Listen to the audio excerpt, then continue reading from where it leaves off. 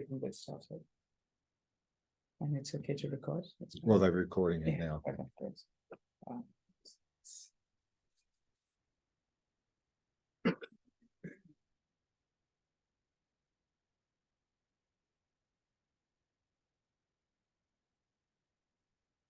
Right, so hi everyone, welcome to Tushita. Thanks for coming out.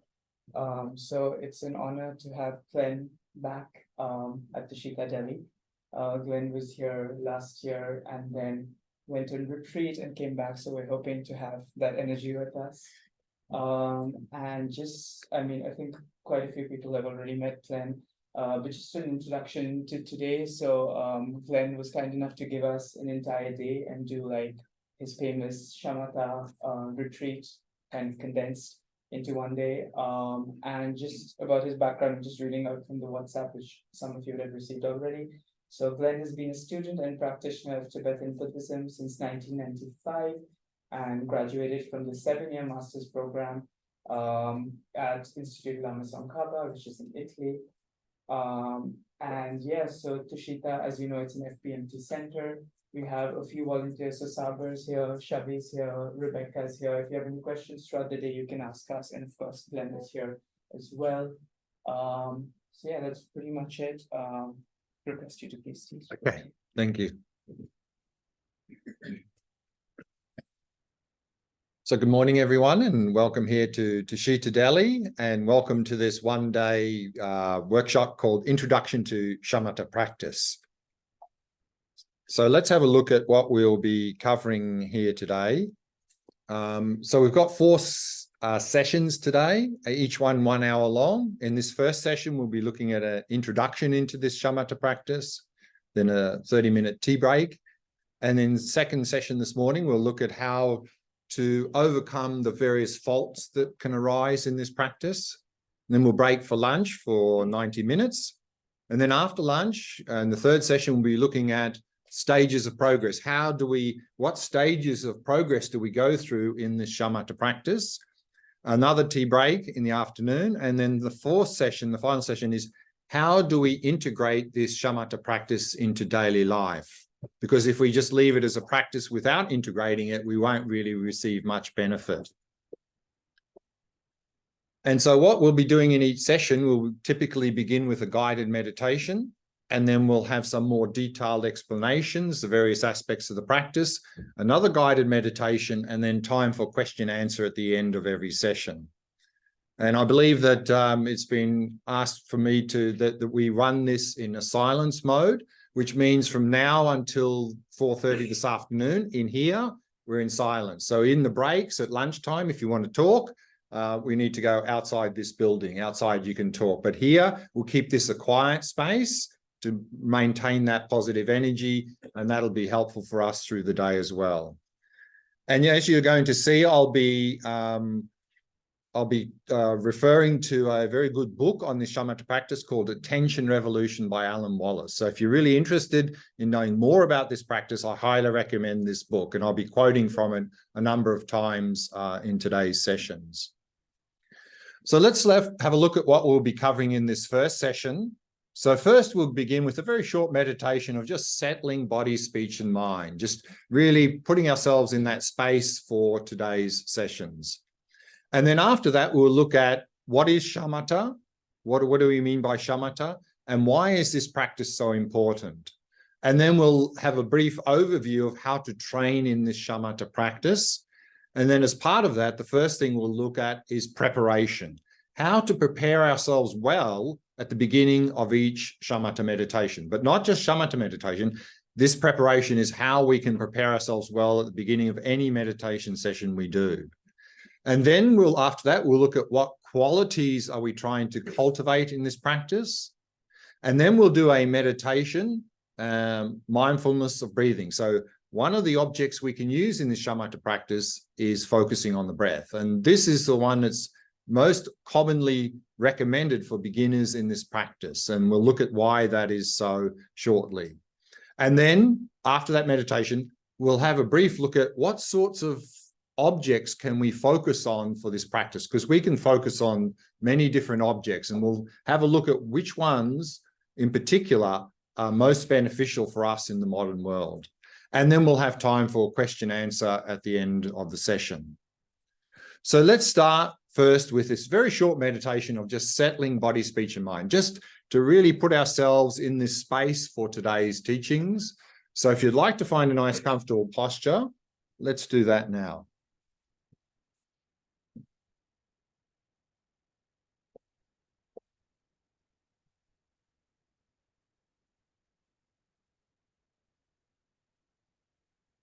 And when we settle into that comfortable posture, two things really are important.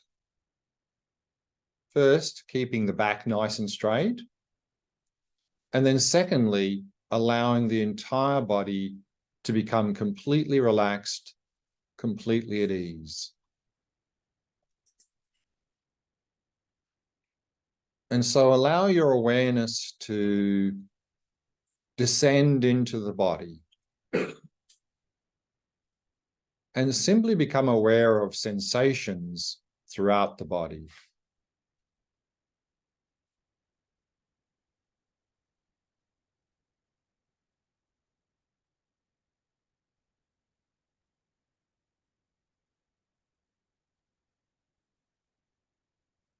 And if you notice any areas of tightness or tension in any part of the body, then use the out breath to relax and release that tightness or tension. Keep breathing that tightness or tension out into space, releasing any tension in any muscles.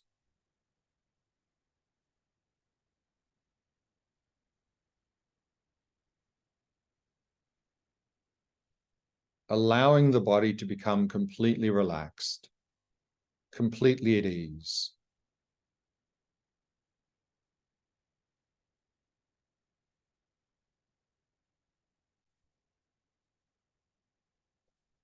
And bringing your attention to the area of your face. And soften and relax all the muscles in the face. All the muscles around the eyes, soft and relaxed.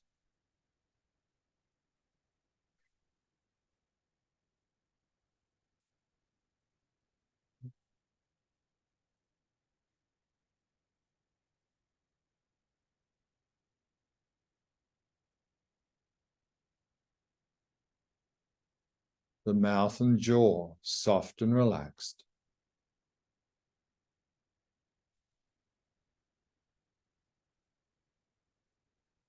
And in this way, allowing the entire body to become completely relaxed, completely at ease.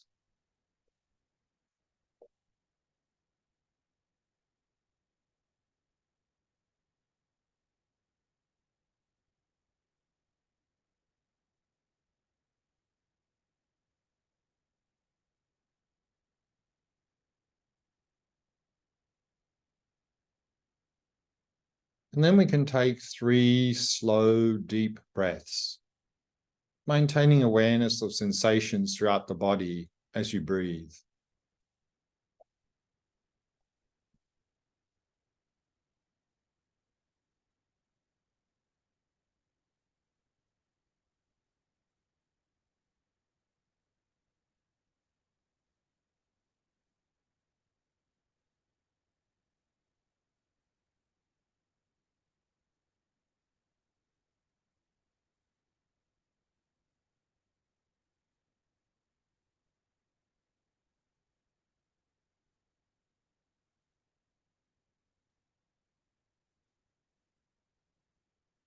And then simply allow the breathing to settle into its natural rhythm.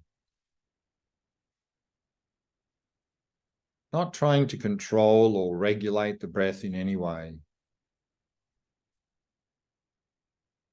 Simply allowing it to flow naturally and effortlessly.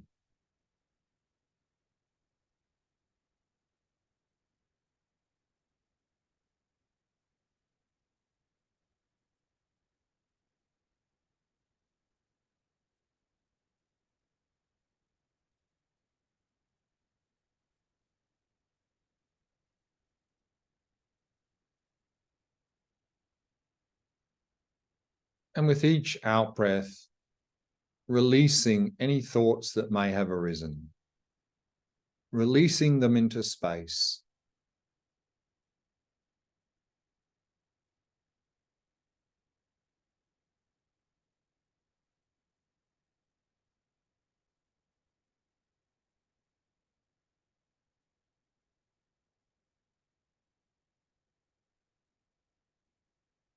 And allowing the mind to come to rest. To come to rest in the stillness of the present moment.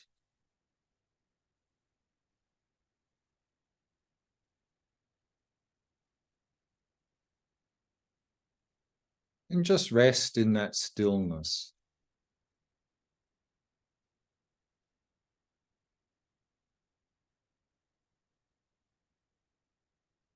Releasing any thoughts that may arise.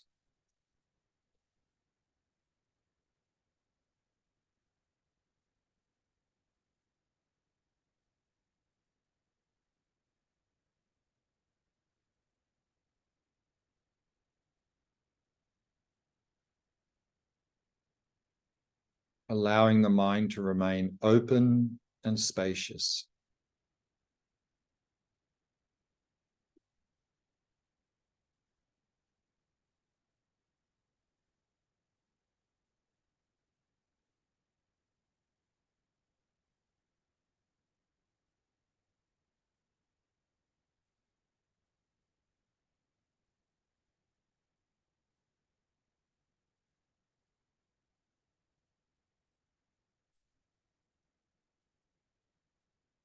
And then bring to mind your motivation for coming here today.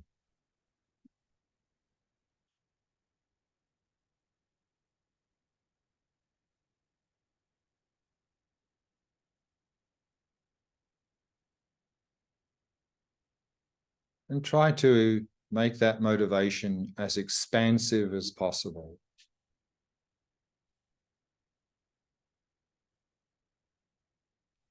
And try to include others in your motivation.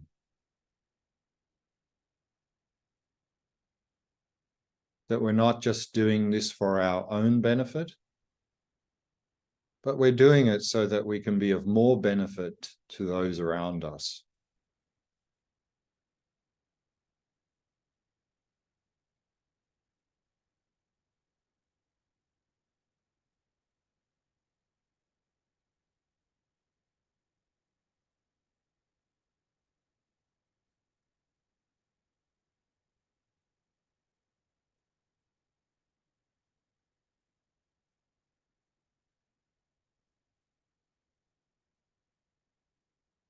And then keeping this motivation in mind, we can slowly end this meditation and begin our discussions here together today.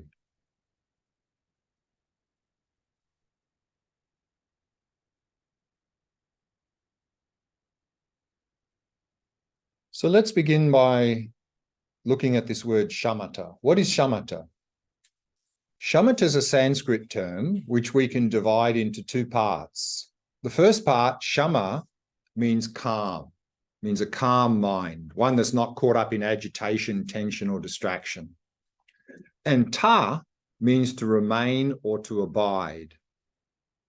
So often this word shamatha is translated into English as calm abiding, meaning a mind that is abiding, i.e. focused on a single object in a very calm, clear way without becoming distracted. So what shamatha practice is it's cultivating a calm, clear, and focused mind. So in fact, shamatha practice is simply developing our attention skills, our ability to focus on things. Why is this practice so important? And so here we begin with a quote from this book I referred to just before, Attention Revolution, from Alan Wallace. And he says, "Few things affect our lives more than our faculty of attention. If we can't focus our attention due to either agitation or dullness, we can't do anything well. We can't study, listen, converse with others, work, play, or even sleep well when our attention is impaired. And for many of us, our attention is impaired much of the time." And so I think this is quite true for most of us in the modern world. We don't have very good attention skills, and that just creates all sorts of problems and suffering for ourselves. So if we do the shamatha practice, what benefits can we expect? Well, if we're more focused, then we can be more effective in everything we do in our life. And then with that, there's much less stress, much less agitation, much less anxiety. What we'll find is a sense of inner peace and well-being. And also with this practice, we'll become the masters of our mind instead of being the slaves of our own mind. Many of us in the modern world are very much the slaves of our own mind. We're often tormented and overwhelmed by our thoughts, emotions, and memories. So this practice will help us to become the masters of our own mind. And also with this practice, what you will find is you'll actually enjoy the simple pleasures in life much more. Because now when we're having pleasurable experiences, our mind is often caught up in lots of thoughts and emotions and so forth, and that's suffocating those experiences. Whereas with a very calm, clear mind, we will really enjoy those simple pleasures in life much more. And also this shamatha practice is the basis of all other meditations. For example, compassion practice, emptiness, nature of the mind practice, all of these other practices require this as a basis, because if our mind is not calm, clear, and focused, we can put a lot of effort into these other practices such as compassion, loving kindness without much progress. But with a calm, clear, focused mind, all other meditation practices will be much more effective. How to train in this practice? What are the necessary parts of this practice? And we'll have a look at the summary of these today. The first is what's called prerequisites, and we'll look at that in session 3, the session after lunch. And that is really about how to set up our life in such a way to support this practice. Because many of us in the modern world have lives, our lives are set up in such a way to work against this practice. And we'll look at how we can adjust some things in our life to really be supportive of this practice. In terms of the practice itself, any practice we do has 2 parts: meditation and what we do for the rest of the day. So here, in terms of shamatha practice, the actual meditation practice has 2 parts: preparation, how to prepare ourselves at the beginning of every meditation session in terms of body, speech, and mind. And we'll look at that now in this session. And then in the actual practice, this shamatha practice, there are 4 things we're going to look at. First, what qualities are we trying to cultivate in this practice? We'll look at that in this session. And also later in this session, what object of focus? We're trying to develop single point of concentration, but what object should we focus on? So we'll look at the various options and which one is best for us. And in the next session, what tools do we use in this practice to be able to do this practice?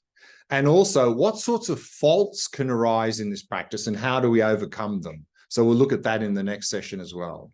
And then finally, as part of the practice, how to integrate this shamatha practice into daily life to make it most effective. So we'll look at that in the last session today. So in terms of preparation, how do we prepare ourselves at the beginning of a meditation session? So this not only applies to shamatha practice, but all meditation sessions. So we can talk about preparing body, speech, and mind. So let's have a look at each one of those. How to prepare ourselves at the beginning of every meditation session. The first is preparing the body. Preparing the body is all about setting up a good posture. And 2 things are the key with a good posture. First is to keep the back nice and straight, because if it's not straight, if it's like this, probably we're just going to get very drowsy. And back straight allows the energies in our body to flow freely. That's going to be very helpful. And the second point is allowing the body to become completely relaxed. These are the 2 key elements. Now, within posture, we can look at a number of points to help do that. First, what to do with the legs. In the original meditation text, it talks about full lotus. That's where you put one leg on top of the other thigh, you know, like this. And most of us in the modern world are not very flexible. We're not able to do that. Then they say, okay, if you can't do that, do half lotus, where you have one on top and one sort of underneath. Even for most of us, that's difficult. We're not flexible enough. But then we can just simply sit with legs crossed. But most of us are quite stiff in the hips and in the knees. So when we sit cross-legged, what we find is that we're straining to keep the back straight and we're collapsing all the time. That's a sure sign we're not very flexible. So if you find that sitting cross-legged, you're straining to keep the back straight, then sit on more cushions, more cushions until you find your back is naturally straight. Now, some people find they've got knee problems, so sitting cross-legged is painful. Then we can use what's called a meditation stool, a low stool where you tuck your legs underneath. Some people find that very helpful. But some people find they still have back problems or knee problems. Then we can simply sit in a chair. It's fine, no problems. But some people even have back problems that can't even really do that very long. Then what we can do to meditate is use what's called the Shavasana posture. We find that in the yoga, the corpse posture, lying flat on our back. That's a valid meditation posture. And we'll look at that posture in the last session today because it's very helpful for relaxation. Because one of the things that many of us in the modern world bring to meditation is a lot of tightness, tension, and agitation in the body and the mind. And often when we sit upright, it's very difficult to release that tension. So if you find you can't release the tension sitting upright, we can use the lying down posture for meditation. I'll explain more about that later today in the last session. So again, the back is nice and straight. So again, if the back is collapsing because we're straining to keep it straight, sit on more cushions so it's naturally straight. What to do with the hands? In the Tibetan tradition, the recommended thing is you put your right palm in your left, thumbs touching, and rest that in your lap.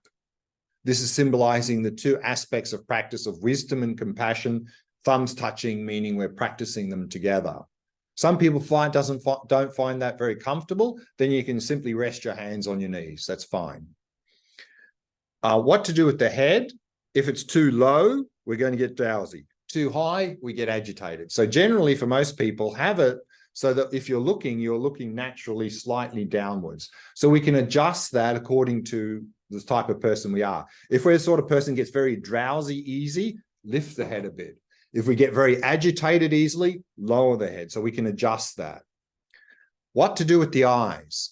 General recommendation is to have them slightly open when they're meditating. Because if we have them closed, normally we close our eyes when we go to sleep. So that may be a signal for us to go to sleep.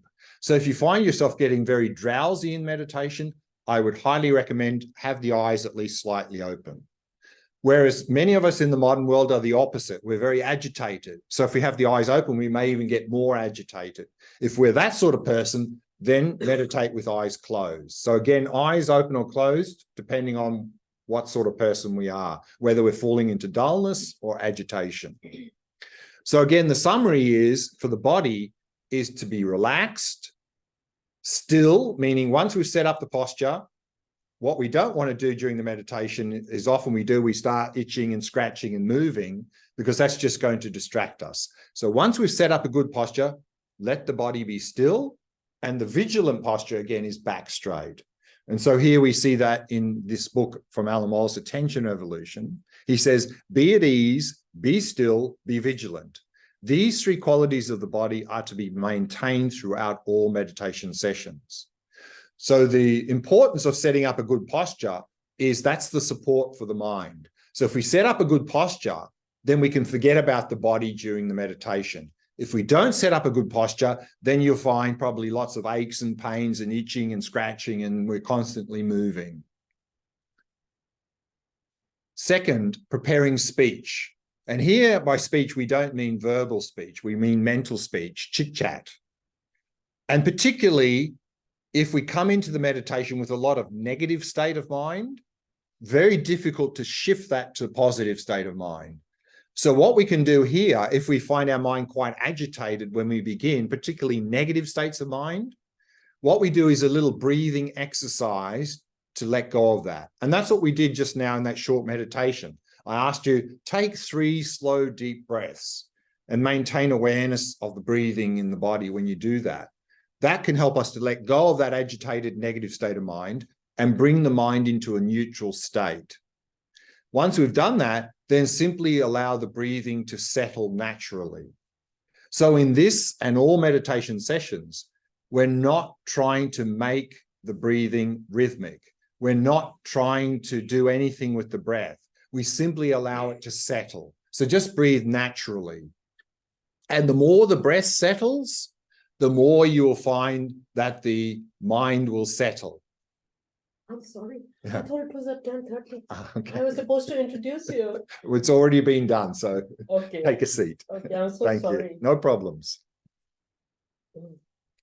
So then by letting the breathing settle naturally, you'll find that that will help to settle the mind.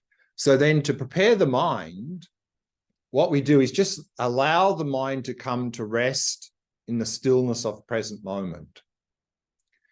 Now, what often happens here, particularly if we've done some meditation, is at the beginning of the meditation, we have lots of expectations coming up. Oh, I expect that my mind will do this, or I hope I'll have this experience, or I'm worried about having that experience. So often we find a lot of hopes, fears, expectations coming up at the beginning of the session. So if any of that comes up, just let it go, let it go, let it go. Just complete release, release, release. We're not trying to block them. If we just block them, we'll get frustrated. They can come up. Whatever comes up, let it come up, but don't engage with it. Just keep releasing it into space. Release, release. Allowing the mind to just come to rest in the stillness of the present moment. Once we've done that, set a positive motivation for the meditation, and then we're ready to go. So the mind, we want to be relaxed, still, and clear. With a good motivation, now we're ready to launch into whatever the main practice is. So this is very important preparation. Often people either don't do this or they just do it very quickly, not really preparing well. And they wonder why the meditation's not going well. That's a little bit like if we want to run the 100-meter sprint, but we don't warm up, it's probably not going to go very well. We may even tear a muscle or something. So prepare well. And if you find that you're really agitated and so forth, you may actually spend your whole meditation session just doing the preparation. That is completely fine. So don't be in a rush to get to the main meditation. Some days you may find the whole session is preparation. That's perfectly okay, because that's what we need to do. Because without the preparation, you'll find the actual meditation, whatever we do, won't really work. And we're just going to get frustrated.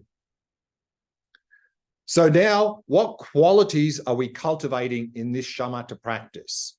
And so here we can have a quote from great Tibetan master Lama Tsongkhapa in the 14th century, when he's describing this shamatha practice. He says, the concentration that you will accomplish here has two special features.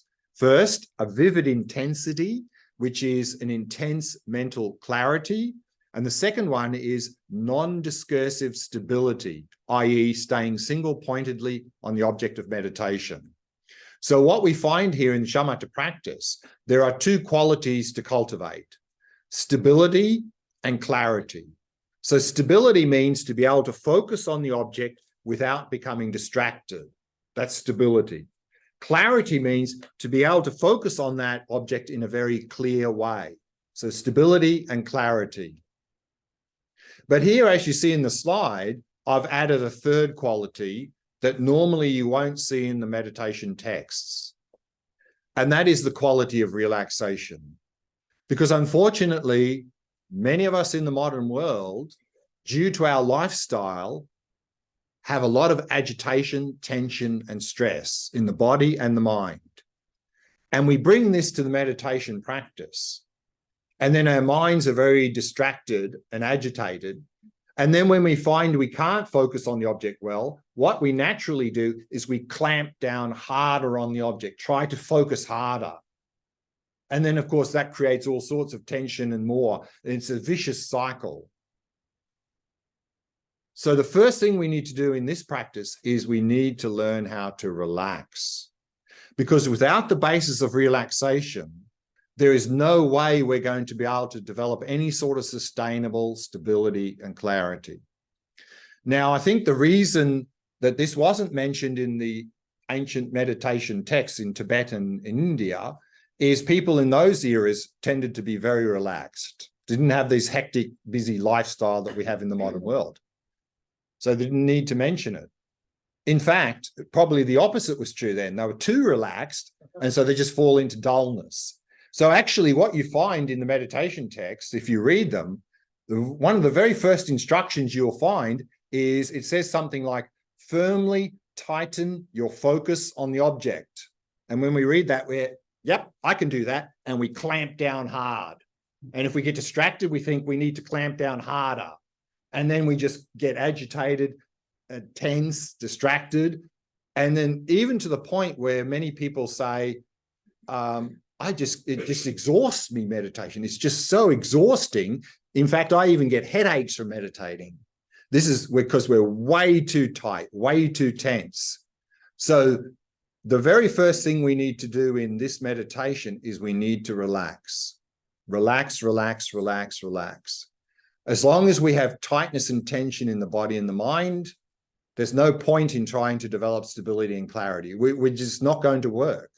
So you may need to spend days, weeks, months, or even longer just relaxing, because we need that basis. And that relaxation brings not only benefit in this meditation, but in daily life. And so here we have a quote from Alan Wallace again in his Attention Revolution. And he says the relationship among these three qualities of relaxation, stability, and clarity can be likened to the roots, trunk, and foliage of a tree. As your practice grows, the roots of relaxation go deeper, the trunk of stability gets stronger, and the foliage or trees leaves of vividness or clarity reaches higher. So if we want our tree of shamatha to grow well, we first need to sink deep roots of relaxation. Because if we don't sink deep roots of relaxation, our tree of shamatha will just keep falling over. We won't go anywhere. So I can't overemphasize this point enough.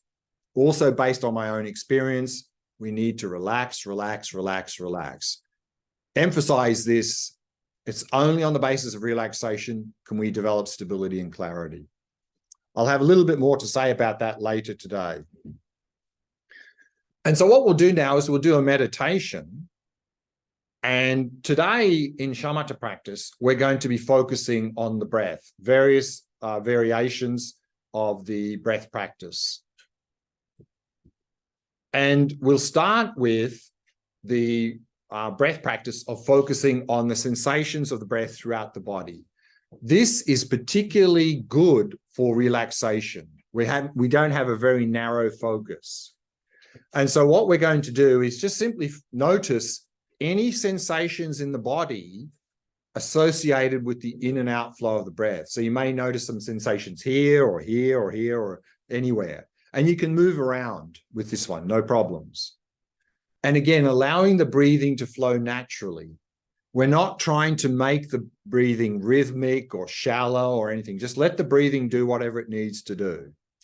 And particularly here, we're emphasizing relaxation, meaning, and particularly helpful on every out-breath is that if you notice any tightness or tension in the body or mind, just release that on every out-breath. Keep releasing any tightness or tension.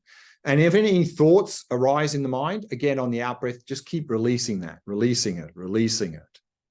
So what we want to do with this meditation is just relax more deeply, but without falling into dullness. Normally when we relax, normally in our daily life, we're in two modes. Either we're alert and tight and agitated, or we're relaxed and half asleep. We're trying to balance that. We're trying to be relaxed and alert. So here, as we're emphasizing relaxation, don't allow your mind to just sink and become very dull. Just maintain whatever level of clarity you begin with and just keep relaxing. So that's what we're going to do now. We're going to do a short meditation focusing on the breath, sensations of breath, anywhere in the body we notice them, emphasizing that relaxation. So if you'd like to find a nice, comfortable posture, let's begin.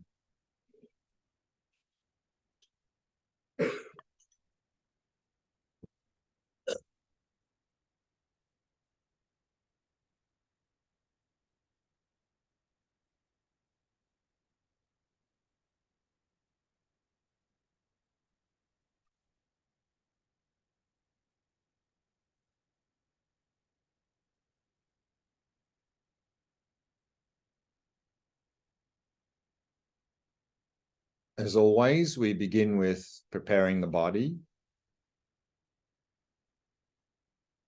So simply allowing your awareness to descend into the body, right down to the ground, noticing the sensations of where your body is touching the chair or the cushion.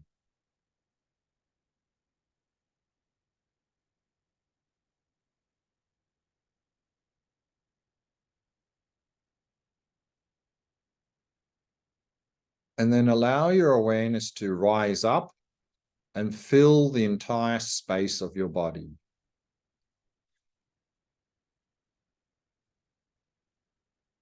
And simply becoming aware of sensations throughout the body.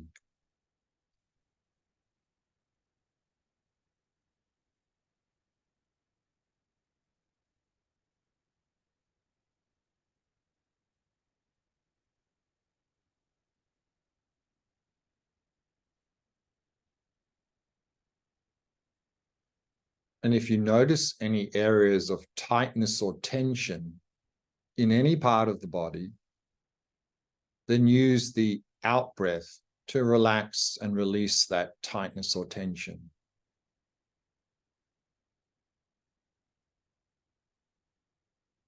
Keep breathing that tightness or tension out into space.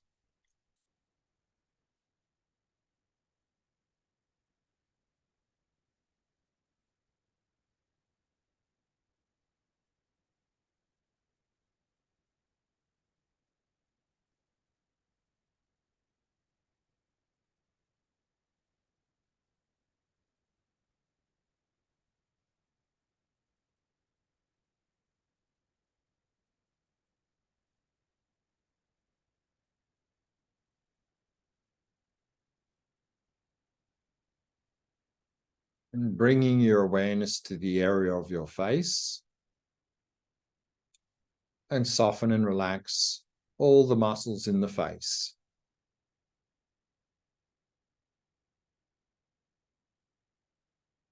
Mouth and jaw, soft and relaxed.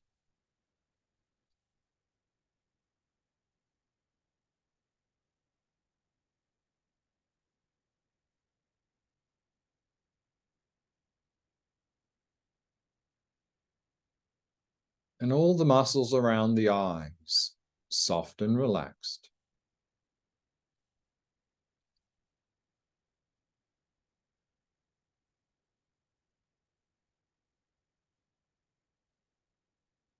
And in this way, allowing the entire body to become completely relaxed, completely at ease.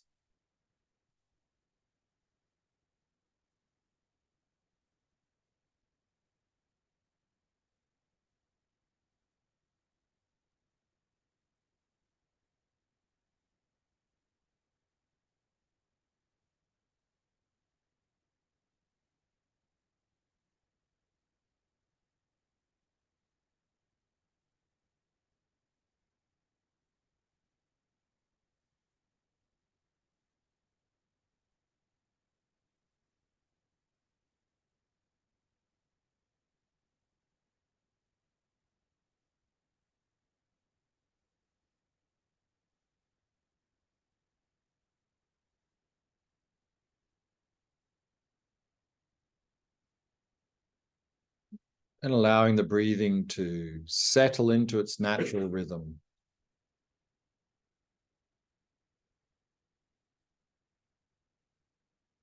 Not trying to control or regulate the breath in any way. Simply allowing it to flow naturally and effortlessly.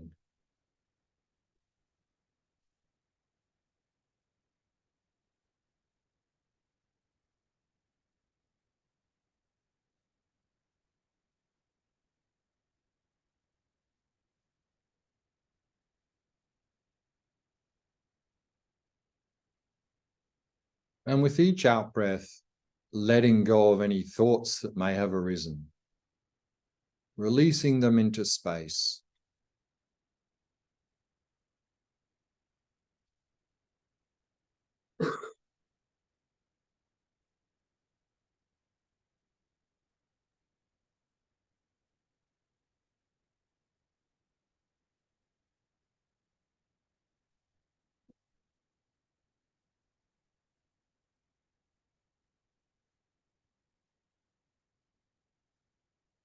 and simply allow the mind to come to rest.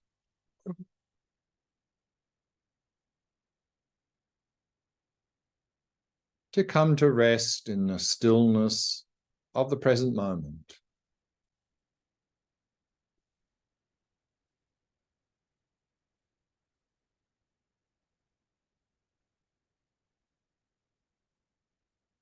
Allowing the mind to remain relaxed, still, and clear.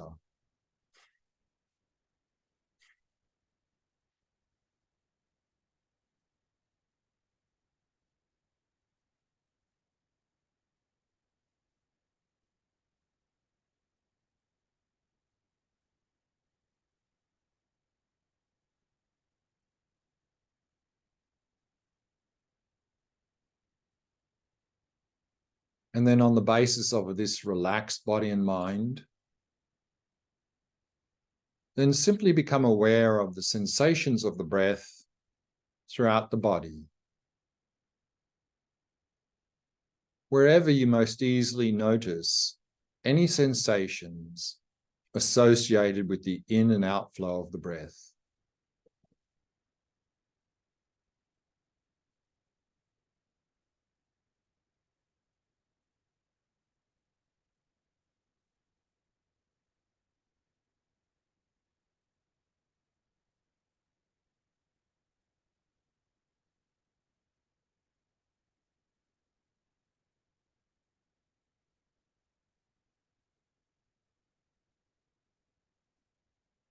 And continuing to release any agitation or tension on the out-breath,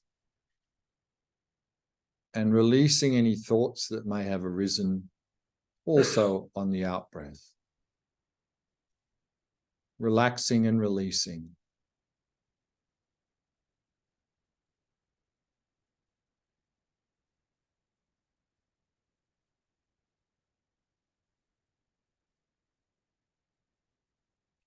Gently noticing the sensations of the breath.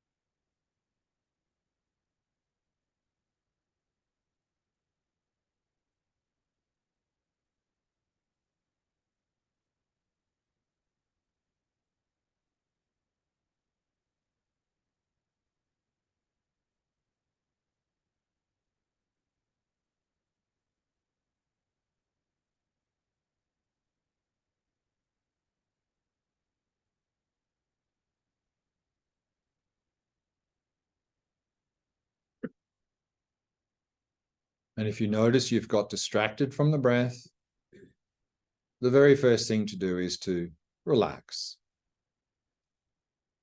And then gently release the distraction and simply return to noticing the sensations of the breath. So relax, release, and return. Each time you notice you become distracted.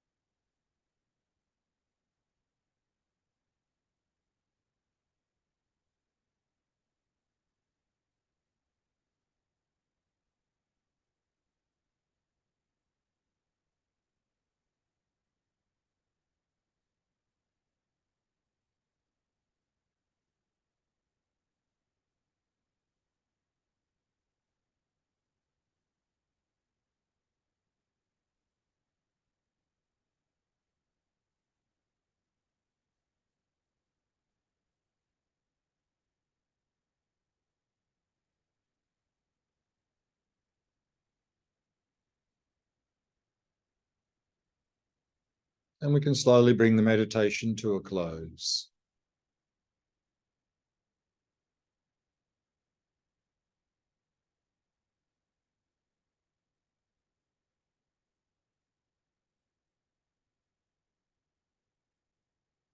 This shamatha practice is about focusing single-pointedly on an object. But the question arises, what object should we focus on in this practice? And in his book, Attention Revolution, Alan Wallace says he's chosen 3 objects that he finds particularly effective for us in the modern world. And then there's a quote here from a great Indian master, a Sangha from the 4th century, who says, if involuntary thoughts particularly dominate your behavior, then focus the mind in the mindfulness of the exhalation and inhalation of the breath. And I think this accounts for about 95% of the modern day population. We're all caught up in a lot of conceptual thinking all the time. So for many of us, at least initially, probably the best object to use for this practice is the breath.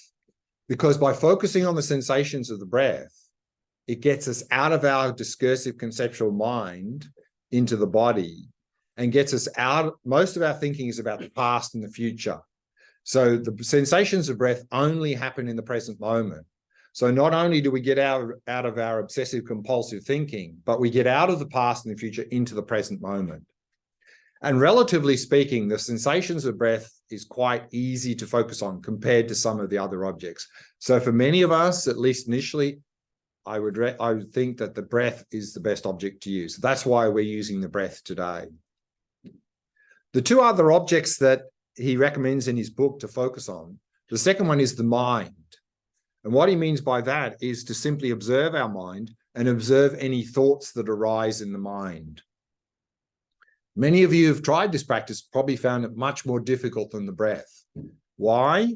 Because our strong habit is, as soon as a thought or emotion comes up, we do one of 2 things. Either we grab hold of it, we follow it, or if we don't like it, we try to suppress it. And then, of course, we get overwhelmed by our thoughts and emotions. Whereas in this practice, instead of following or trying to suppress, we'll be able to step back and just watch whatever's coming up, thoughts, emotions, memories. And they will then will disempower them. They won't be able to overwhelm us. So therefore, this practice of observing the mind really helps to become the masters of our own mind instead of the slaves. The third object that he recommends is awareness itself. That is just simply resting in awareness, just simply knowing that we're aware. And this also, I think, for many people in the modern world, very, very helpful. Because now our mind tends to be very tight and constricted. Whereas if we're resting in awareness, it becomes very open and spacious.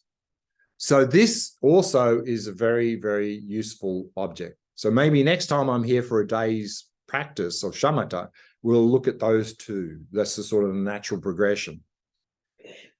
But then the question may arise, well, is there any other objects I can use? Can I use like chanting a mantra? Can I look at something? What can I do? So, and what's the best one to use? So let's have a brief look at that, and then we'll go to some Q&A. Those of you who, particularly through this center here, which is part of the Geluk school of Tibetan Buddhism, if you've studied in the Geluk school, when they come to the shamatha practice, particularly Tsongkhapa, he recommends to focus on a mental image of a Buddha. Very virtuous object to do, but many of us in the modern world find that extremely difficult because we're not very good at visualizing. And this is a very complex visualization. But some people naturally visualize very well, maybe architects, designers, interior designers. So for them, it's fantastic because that's what they're good at. So if you find that focusing on a mental image of a Buddha is good, very good. But then sometimes in the meditation text, it says, oh, you find focusing on the breath too difficult? Okay, just find a stick or a pebble, put it down and look at it. So we can start by using a visual object, but this is a very coarse object. So what we'll find is if we're using a visual object to start to focus, once we get into the practice, we'll need to go to a mental object because this visual object can only take us so far. But that could be a good starting point for some of us. So what object to use? The general recommendation, use the object that works best for you. And it's important that whatever object we're focusing on, we need to have enthusiasm to focus on the object. Because many people find the breath not difficult, but then they find it very boring. So if you find the breath boring, well, in fact, it's not boring. You need to understand what it's all about, and then it becomes interesting, enthusiastic. But you need to have enthusiasm, and we'll talk more about that later. And one thing is, don't keep changing the object. Don't use the breath today, an image of the Buddha tomorrow, physical object the next day, because otherwise we won't be able to develop concentration. And this is what Tsongkhapa says in his book, in his Lam Rum book. He says, if you cultivate concentration by moving to many dissimilar objects of meditation, it will be a great impediment to achieve shamatha. So what I would recommend is initially experiment. Maybe use the breath for a few weeks. If you don't find that very well, you can use an image, physical object. You can experiment for some time to see which one works. And then once you find one that really you resonate with, then really stick with that. So that's all I wanted to mention in the first session. So we've got some minutes here for Q&A. So is there any questions about anything we've covered in this first session? And then we'll take a tea break. Any questions? Yeah. Switch on the light, maybe? Yeah, we can switch on the light for Q&A, yeah.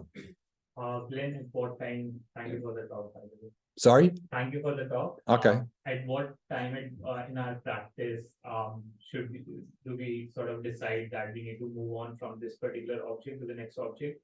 Let's say somebody has been meditating on breath for 2 years, 2.5 years, and they sort of feel that they're confident about breath. Should they move on or should they take to it?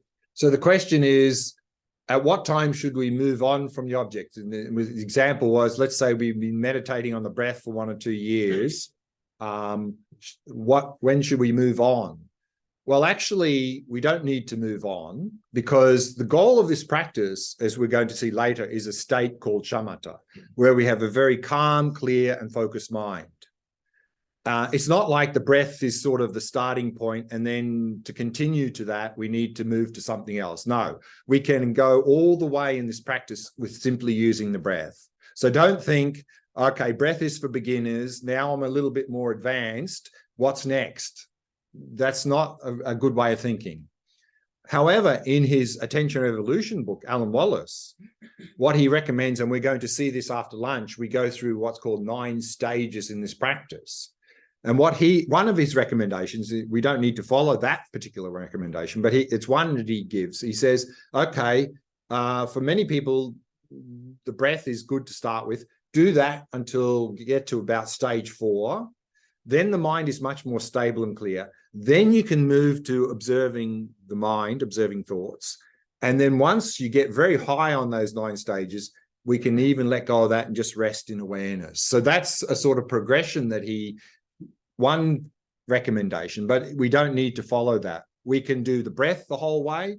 We could even start with just resting in awareness right now, go the whole way in that.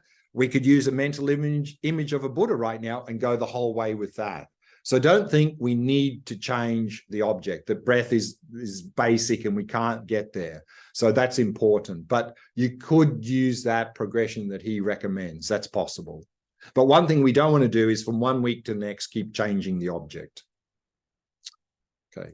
And what about the speed of breathing? Speed of breathing. So the question is, what about the speed of breathing? Again, in this practice, I mean, there are other practices like in the yoga tradition of pranayama, where we're actually controlling the breath and doing various manipulation. And that has a particular purpose and can be effective in that context. But here in Shamatha practice, what we don't want to do is control the breath. And sometimes we either do that consciously or unconsciously, because we think that actually to progress, what we need to do is make our breath very rhythmic and very shallow. We think that's where we need to go. So we're sort of forcing the breath in that way, either consciously or unconsciously. And then at some point in the meditation, we go, because we're not breathing enough. So if we take a big gasp of air at some point, it's a sure sign that we're either consciously or subconsciously trying to reduce the breathing. So we don't want to do that.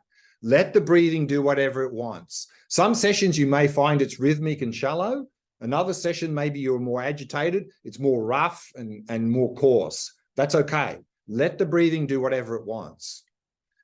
But what you'll find is that as we start to get deeper into the practice and our body relaxes, the mind relaxes, you will find naturally your breathing will become quite rhythmic and quite subtle, even to the point where you think, am I breathing? You don't even really notice much inhalation, exhalation, very shallow.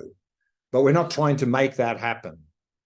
And when that rhythmic breathing happens, what you will find, and I've experimented with this and many others, is that you'll end up breathing about 15 cycles a minute. 15 cycles, 15 breaths a minute. But we're not trying to make that happen. We're not trying to breathe at 15 a minute. If we need to breathe at 20, okay. If we're breathing at 12, okay. Whatever the breath's doing naturally is okay. But if you're going deeper into the practice and you want to see, then use a timer and just see how many breaths a minute you do. And I think you'll find it'll be very close to 15.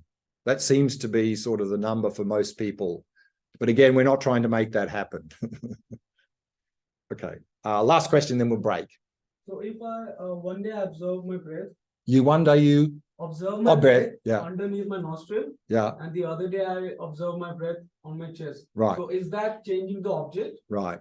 So the question is, if one day we're focusing at the nostrils, the breath, and then we're focusing in the chest, is that changing the object? Yes and no. I mean, we're still within the breath.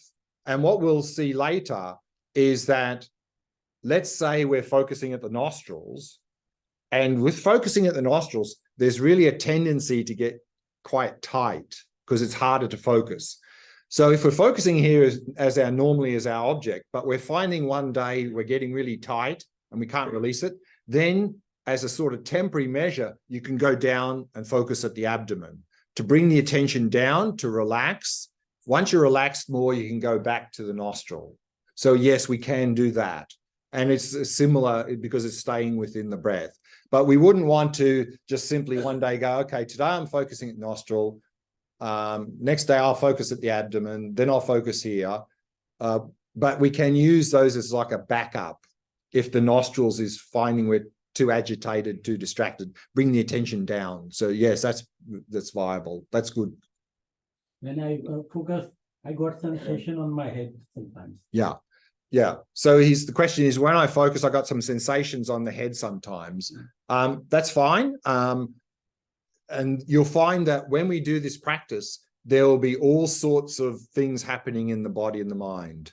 For example, when we are focus with a relaxed body and relaxed mind, what you find at a subtle level, and you may sense that yourself, is that the subtle energies in the body, which now are really completely out of balance, they will start to balance. And in that process of balancing, you may notice all sorts of things happening in the body. You may feel like a flow of sensations, blissful. You may find some quite intense sensations. You may feel like your body's very big, very small, very heavy, light. May even have a sensation that the body's floating, and also sensations on the top of the head. So with all of those sensations, don't make a big deal out of it and go, wow, that's nice, I want that, or oh, I don't know what that is, go away, go away. That's just naturally happening. Just let it go, let it go, let it go. But one thing is, often, particularly around the face or even the head, the forehead here, if you notice a lot of sensations here, often it's because we're tight. If we're very tight, you probably notice around the eyes, forehead, maybe the top of the head, a lot of sensations. So then just look, is there tightness in the body and the mind? And if there is, just release, release, release, release. And again, if you're focusing at the nostrils and that's happening, good chance you're too tight. Even if you're focusing well, don't stay there because you're building up a bad habit of tension. Bring your attention down to the abdomen. But I'll speak more about that later today. So again, sensations, you'll notice all sorts of things. Let go, let go, let go. But if it's very intense, check. Is my body tight? Is my mind tight? Am I pushing too hard? And if you are, release, release, and don't stay in this area. Okay, time for a morning tea break. So we've got 25 minutes now before the next session. So remember, we're doing this in silence. So maintain the silence here. If you want to talk, we can go outside and have a chat if you want. So let's take a 25-minute break, come back at 11:30.